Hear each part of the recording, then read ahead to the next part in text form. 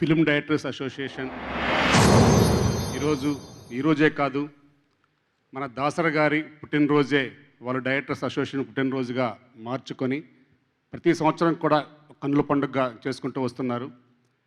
దీనికి స్టార్టింగ్ ఎన్ శంకర్ గారు దీనికి ఫౌండేషన్ వేయటం, ఆ తర్వాత వీరశంకర్ గారు దాన్ని కొనసాగించడం, ఇప్పుడు ఆదిత్య గారు వారు కొనసాగించడం, నూతనంగా ఎన్నికైన ఆదిత్య గారు కానీ, రామారావు గారు కానీ, సాయి రాజేష్ గారు కానీ ఏదేమైనా మరి దాసరి గారి యొక్క ఆశయాలు మనందరికీ తెలుసు. మన ఫిల్మ్ ఇండస్ట్రీకి, కార్మికులకు కానీ, ఒక నిర్మాతలకు కానీ ఎప్పుడు కూడా ఆ ఇల్లు ఒక దేవాలయంలాగా, ఎప్పుడు కూడా ఏ సమస్యను ముందుకెళ్ళినా అది సమస్య పరిష్కార దిశగా వెళ్ళే దాసరి గారు లేని లోటు మనం అందరం కూడా చూస్తూ ఉన్నాం.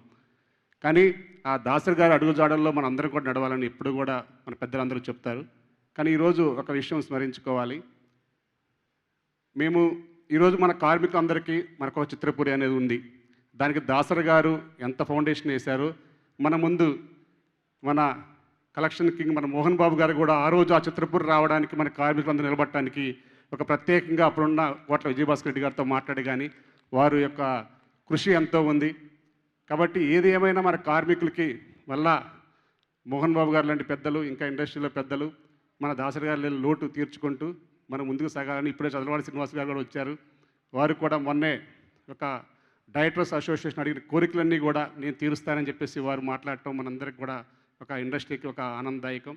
ఇది ఈరోజు ఒక ఫెడరేషన్గా మళ్ళీ 3వసారి అధ్యక్షులుగా ఎన్నుకున్న మా కార్మికులకి, అలాగే మా డైరెక్టర్స్ అసోసియేషన్ మా కార్యవర్గానికి నన్ను ఈరోజు ఆహ్వానించి సన్మానించినందుకు వారికి కూడా ప్రత్యేక ధన్యవాదాలు తెలియజేసుకుంటూ థ్యాంక్ యూ.